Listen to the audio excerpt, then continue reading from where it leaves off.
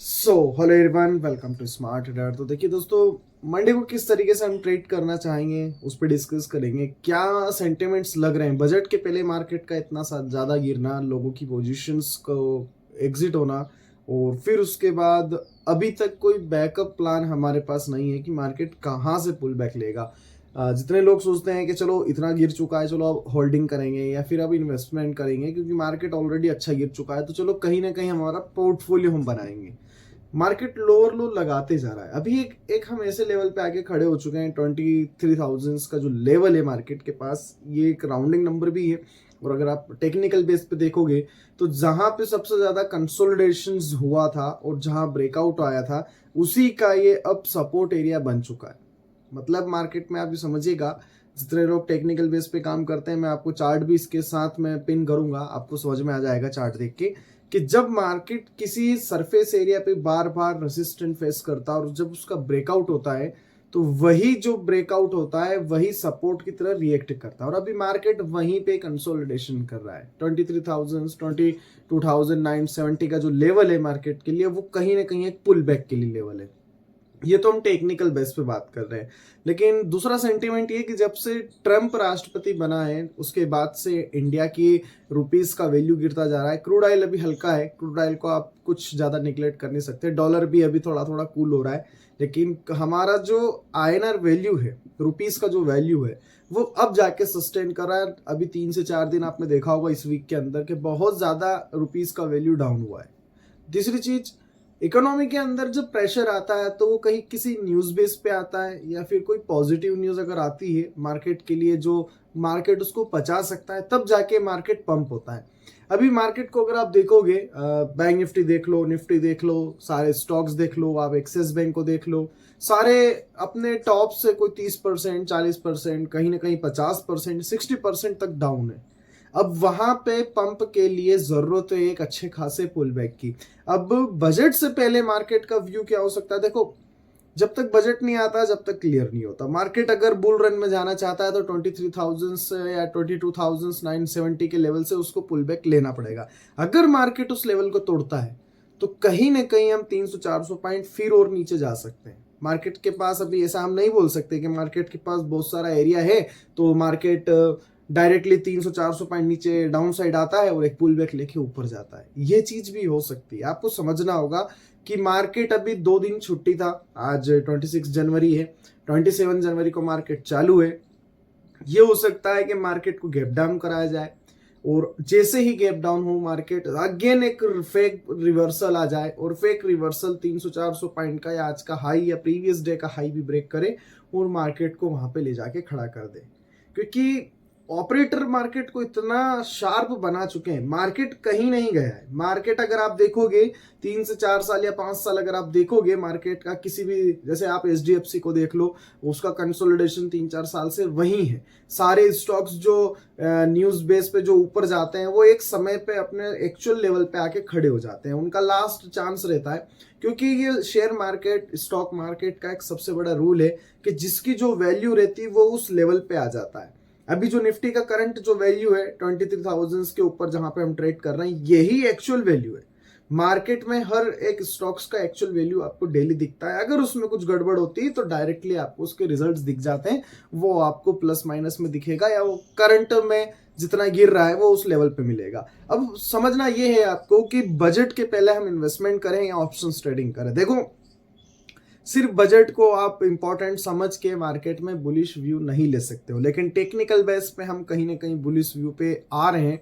मेरा अगर आप क्लियरली व्यू पूछोगे तो मैं 700 से 800 पॉइंट का रैली बैंक निफ्टी में 1,000-2,000 पॉइंट और सेंसेक्स में 2,500 से 3,000 पॉइंट और निफ्टी के अंदर 300 से 400 पॉइंट का एक्सेप्ट करता हूं कि एक अच्छा खासा मोमेंटम अपसाइड पे आ जाए।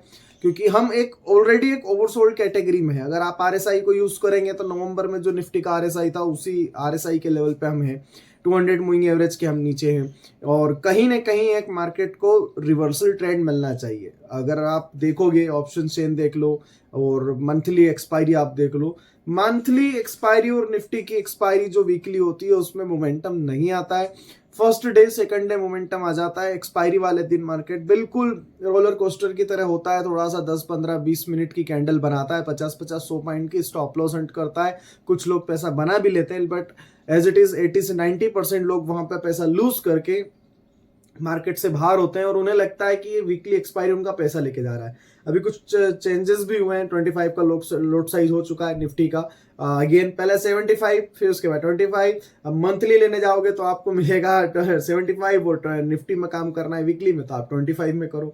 तो कहीं ना कहीं सेबी के भी कुछ इसमें नेगेटिव पॉइंट से जो मार्केट को स्टेबल नहीं रख रहे हैं, और इतना बड़े बड़े स्पाइक अगर आप देखो लास्ट वीक में, अगर आप देखो तो आपने देखा होगा कितने बड़े बड़े वीक छोड़ के जा रहा था निफ्टी।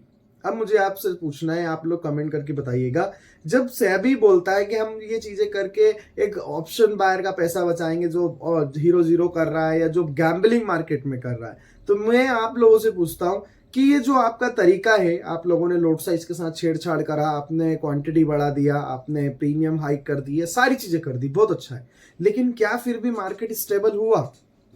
मार्केट आपका उसी जोन में है, साइडवेज रखना है तो साइडवेज रखना है। आज भी call writer put writer market को साइडवेज रखते हैं, एक ऑप्शंस बायर अपना पैसा लूज करता है, मार्केट में वो ही शार्पनेस नहीं है, मार्केट को आप जस्टिफाई नहीं कर सकते कि मार्केट कहां जाने वाला है। टेक्निकल बेस पे भी अगर आप देखोगे तो आपको 90% फेक ब्रेकआउट दिखेंगे, फिर आप आपके माइंड में सोचोगे कि यार 13 से 14 13 तारीख, अगर आप देखो 13 तारीख से लेके तो अभी जितना 26 जनवरी हो चुका है, इतने टाइम से हमें कंसोलिडेशन जोन में ही है। 400 पॉइंट का निफ्टी का कंसोलिडेशन कंटिन्यू है, इसके अंदर ही ऑप्शन बायर का सबसे ज्यादा लॉस हुआ है। अगर आप देखें ऑप्शन बायर ने सबसे ज्यादा कहां लॉस करा है, तो इसी जोन में करा है, क्योंकि ट्रेंडिंग मार्केट में तो हर कोई कमा लेगा ना।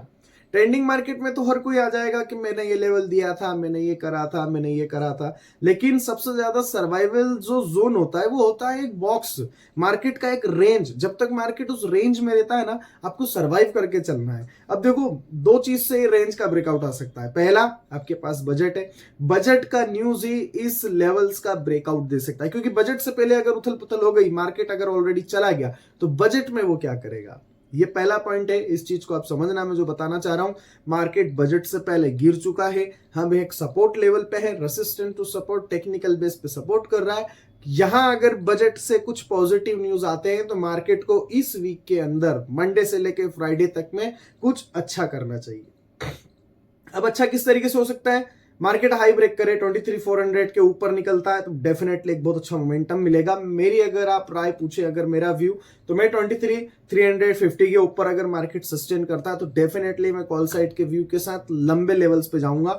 लेकिन अगर मार्केट डिप मारता है तो भी मैं ज्यादा 300 से 400 पॉइंट का डिप एक्सेप्ट करूंगा, उससे ज्यादा मैं निफ्टी के अंदर डिप एक्सेप्ट नहीं करूंगा। आप 23,000 से डायरेक्ट 22,800, 22,700, मैक्सिमम 22,700, ठीक है।